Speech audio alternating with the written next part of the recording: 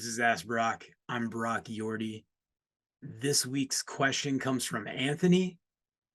Brock, what is the best solids control method for mud rotary in the Midwest? It's got to be what fits your company's ability. So if we have a water truck and a rig, and we're able to throw a mud pan up on one of them, and you have a couple cones, and that's how we drive to the job site. Perfect. We have a rig, water truck, pickup truck with the rest of the hookup supplies and a solids control unit that you can haul behind that it's going to be that size.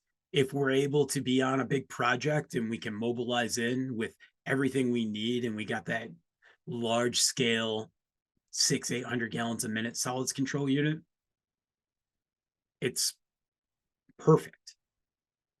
But it comes down to size and scope of our project.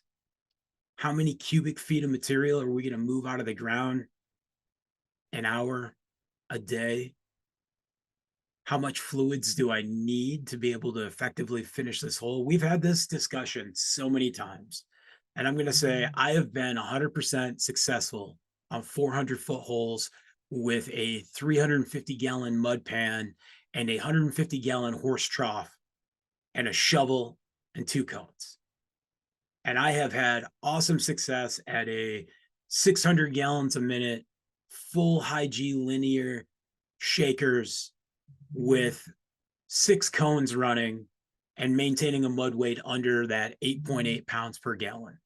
But the big piece of it comes down to is circulating solids. And once we start circulating those, what we're doing to the wear and tear of our equipment and being able to separate them out. And I've written a couple articles on this, and we can get into looking at the size and scope of our project and what we need and how fast we want to drill. But if I take this back to the good old days of Yordy and Son well drilling, 100 to 150 foot boreholes, 2 cones, and a 300-gallon mud pan, and a really good drilling fluid system that has been put together, I can be very successful. It's about maintaining good fluid properties that are low solids that allow us to drill into that formation, set our screen and casing, go back in, start to surge on it a little bit. It breaks up and water comes out of the ground.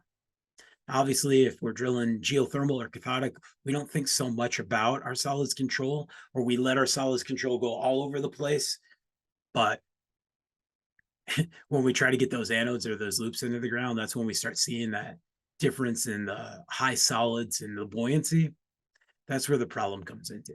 So if I'm looking for a solids control unit right now, I'm looking for the one that fits my entire crew and makes it so that we're able to be capable. And I've seen great things of a mud pan that had like the same chains as a manure spreader and was able to move cuttings out. I've seen where people have put expanded steel across the front of it and just gotten those big chunks of clay out.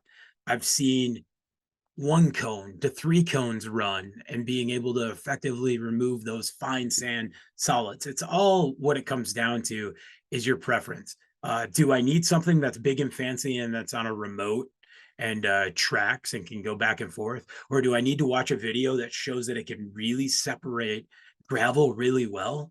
Gravel that doesn't break down, gravel that can almost go against any screen possible?